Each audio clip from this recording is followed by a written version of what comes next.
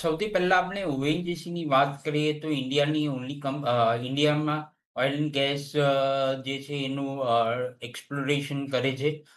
અને આપણે જોયું કે ક્રૂડ પ્રાઇસીસ જે છે એ $100 પાછા રિટ્રીટ થઈને $90 થઈ ગયા છે. તો મારે ખ્યાલથી અને આગળ જતા બી ક્રૂડ પ્રાઇસીસ જે છે લાંબા સમય માટે $90 પર નહીં બની રહી. તો ઓએનજીસીનું અર્નિંગ્સ આઉટલુક છે એ થોડું વીક થશે. તો ડેફિનેટલી ઓએનજીસી તમારે સેલ કરી દેવું જોઈએ. બીજું છે વેદાંતા લિમિટેડ.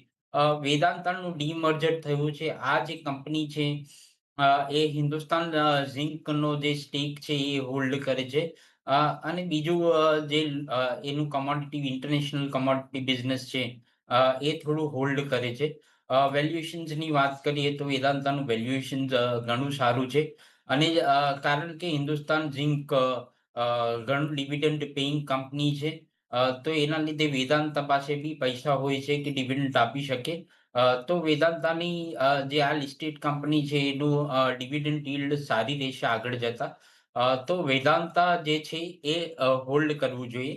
બીજું એલટી ફાઇનાન્સની આપણે વાત કરીએ તો આરબીઆઈએ જે સ્ટેપ્સ લીધા છે, એક્શન્સ લીધા છે, એનાથી એનબીએફસીઝનો બોરિંગ કોસ્ટ જે છે એ ઓછો થયો છે.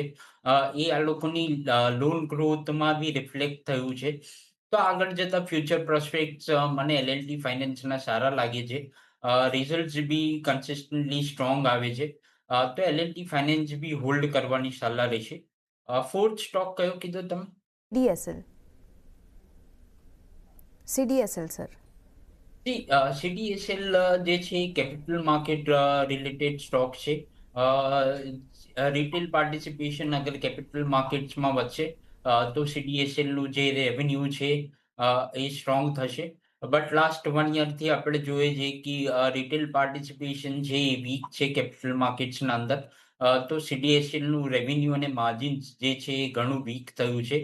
બટ તમે અગર લાંબો સમય માટે હોલ્ડ કરો છો સીડીએસએલ, તો મને લાગે છે કે માર્કેટ જ્યારે બી સુધરશે રિટેલ પાર્ટિસિપેશન બી પાછું કેપિટલ માર્કેટ્સ તરફ એટ્રેક્ટ થશે. તો યસ, લોંગર ટર્મ માટે સીડીએસએલ ડેફિનેટલી હોલ્ડ કરવું છે. તો આ વ્યૂ અહીંયા 4 કાઉન્ટર માટે બનતો દેખાઈ રહ્યો છે. ઓએનજીસી સેલ કરીને ચાલવાની સલાહ બનતી દેખાઈ રહી છે, પણ L and T finance, Vedanta, CDSL long term માટે તમે હોલ્ડ કરીને ચાલી શકો છો. તો ધ્યાન રાખવાનું છે આ બધા કાઉન્ટર માટે. નેક્સ્ટ એક દર્શક મિત્ર આપણી સાથે જામખંભાળિયાથી જોડાઈ ગયા છે.